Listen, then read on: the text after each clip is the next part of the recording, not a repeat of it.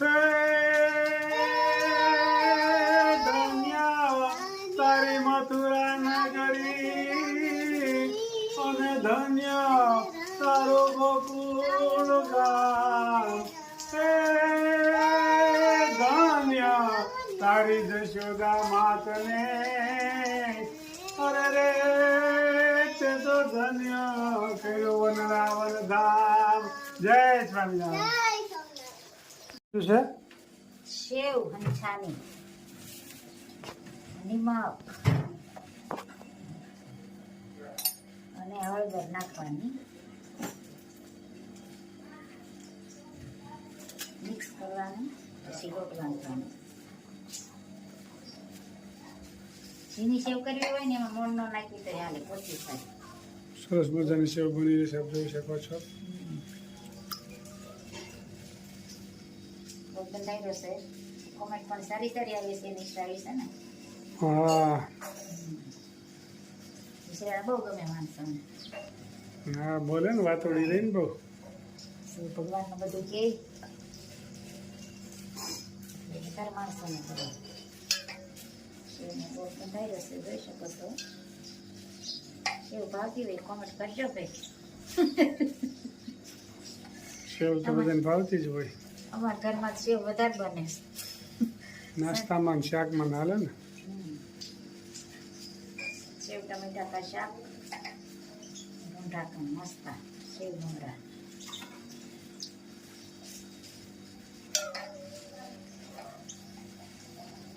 બંધાઈ રહેશે જોઈ શકો છો મજાની અવની સેવ બનાવી રહી છે આપ જોઈ શકો છો અવની જય સ્વામિનારાયણ બેટા સરસ મજાની સેવ બનાવવા માંડી બેટા તું તો નિસરાએ આજ મેં દુઓ ગાયો તો નિસરા હારવાર મળી ગાવા ખાટે એટલે હા એટલે એને હારવાર ગાયો છે હવે એટલે એ આજ મેકવાનું છે આ તો જન્માષ્ટમી છે કૃષ્ણ ભગવાનનો જન્મદિવસ ખૂબ સારો દિવસ ગણાય અને વરસાદ સતત 3 દિવસથી એક જ ધારો ચાલુ છે રાતને દિવસ હવે તો બંધ થઈ જાય તો સારું એવી બધાની પ્રાર્થના છે અમુક અમુક જગ્યાએ નથી અહીંયા વરે એમ સારું છે ખૂબ સરસ મજાની સેવ બનાવી રહી છે આવની આમ જોઈ શકો છો તે પેલો આગળ છલકાવી દે હજી તો લોટ બહુ જાજો પીડ્યો છે શું કામ આલી જોઈશ ભજીયા નિમક ને મરચા પાલક કાતરા અજમાના પાન સરસ મજાના ભજીયા બની ગયા છે આપ જોઈ શકો છો મીઠું નાખ્યું અને લોટ દોવાના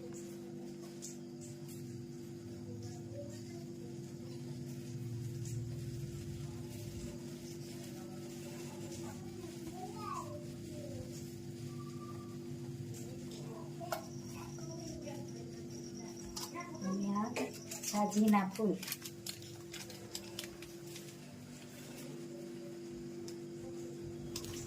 એની ઉપર લીંબુનો રસ એટલે એકદમ ભોજા ખૂબ સરસ મજાના ભજીયા બની રહ્યા છે આપ જોઈ શકો છો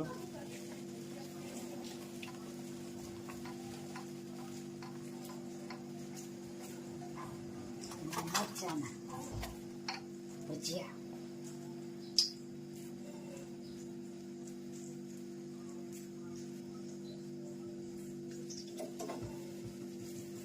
મસ્ત મજાના ભજીયા ખાવા વધારે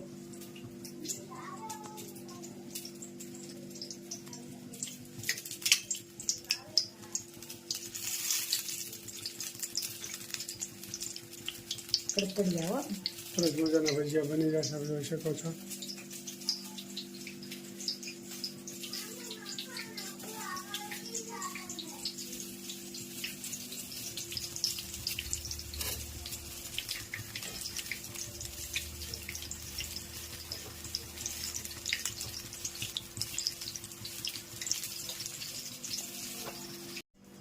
ચાલો સરસ મજાના ભજીયા ખાઈ રહ્યા છે ભાઈ ઓ ગરમા ગરમ નિશરા કડકડી નિશરા ને ભાઈ કડકડી હો મારા બા પણ બે ગયા છે હે કેવી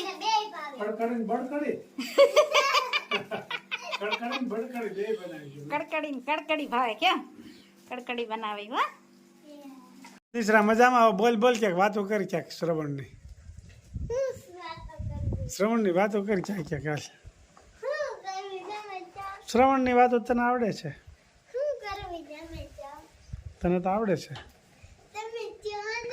મારે થોડી કહેવાની શ્રવણને આપણે ગડુલો ભરવા ગયો તો ની બધી. હા હા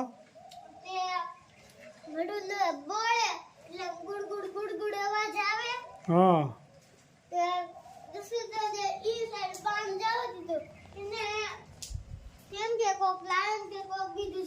પાણી પીવા આવ્યું હા એટલે શિકારમાં તો એવું જ હોય હા અને બાણમાં જવા દીધું સર્વને વાગ્યું અને પડ્યો હેઠો પછી દશરથ રાજા આવ્યા દોડતા પછી દશરથ રાજા કે તને વાગ્યું નથી ને હું શિકાર કરવા બેઠો તો અહીંયા મને એમ કે કોક જનાવર પાણી પીવા આવ્યું છે બાર માર્યો મેં તને વાગી ગયું પછી સરવણ કે કઈ વાંધો નહીં પણ હવે મારા માતા પિતા બેઠા છે ને અમે જે એક ઝાડ છે ને નીચે એને તમે હાથ બેન રાખજો કઈ વાંધો નહીં પછી એમ કરે અને સરવણ તો મરી ગયો જીજો હે દશરથ રાજા આવ્યા ઝાડવે મા બાપ બેઠા હતા અને એને કઈ દેખાય નહીં એના મા બાપ હા વાંદોળા બિચારા તે આવ્યો મારો દીકરો આવ્યો તો હું જવાબ દે એમ કે સ્વીકાર કરવા જતો ને ગુજરી ગયો તે તો એના મા બાપે હારે ગુજરી જાય ને સરવણે એને હાચવવાનું કીધું તું એટલે હું બોલે પછી કે આવ્યો તો મારો દીકરો આવી ગયો શું બોલતો નથી મને હું છું વાગ્યું હું છું એટલે પછી દશરથ રોતા રોતા બોલ્યા કે મારો દીકરો તો બહુ શિકાર કરવા બેઠો તો મારો દીકરો આવ્યો પાણી ભરવા મને એમ કે જનાવર આવ્યો તે મેં તો બાણ માર્યો સીધો એનો ફરવાનો વાળ્યો નહીં ગુજરી ગયો એના માતા તો નીરે પડી જાય એ ગુજરી જાય નારો પછી પિતા હોય કે સર્વને ગુજરી ગયો એના માતા ગુજરી ગયો મારે એકલું કેમ રહેવું હું આંધળો હવે મને કોણ રાખે એમ કરીને ગોળો પાણીનો હતો એ લીધો એમાંથી થોડું ઘાસના પાણી લીધું કે સાપ આપ્યો કે હવે 4 દીકરા હશે તો એ તને કોઈ રાત પાણી નહીં મળે એમ કે ના પાઈપો લે દશરથ રાજાને હા પછી એ ગુજરી ગયા એના પિતા હતા બરોબર પિતા એટલે દશરથ રાજાને પાણી મળ્યું નહીં એમ ને રામ વનમાં ગયા ત્યારે હા એટલે પછી દશરથ રાજા ગુજરી ગયા બરોબર હા આ બધાના વિહોગમાં હા એવું હા પછી અયોધ્યા આવ્યા હા ત્યાં લાકડા હળગાવ્યા અને ત્યાં વાતો થઈ રામ વનમાં વયા ગયા એટલે રામના હિસાબે દશરથ ગુજરી ગયા બરોબર વાર્તા પૂરી. સરસ નિશ્રાએ વાત કરી શ્રવણની, કારણ કે શ્રવણના માતા પિતાનો હરાપ હતો એટલે એ દશરથ રાજાને ભોગવવો પડ્યો. જેના દીકરા ભગવાન હતા છતાંય કરેલું કર્મ કોઈને છોડતું નથી, એ ભોગવવું જ પડે છે. એટલે દશરથ રાજાને રામના વિયોગમાં પ્રાણ છોડી દીધા, કારણ કે દશરથ રાજા શ્રવણના માતા પિતાએ શ્રવણના વિયોગમાં પ્રાણ છોડ્યા ને એવી રીતે દશરથ રાજાને છોડવા પડ્યા હતા. ખૂબ સરસ નિશ્રાએ વાત કરી. જય સ્વામિનારાયણ, જય સિયારામ.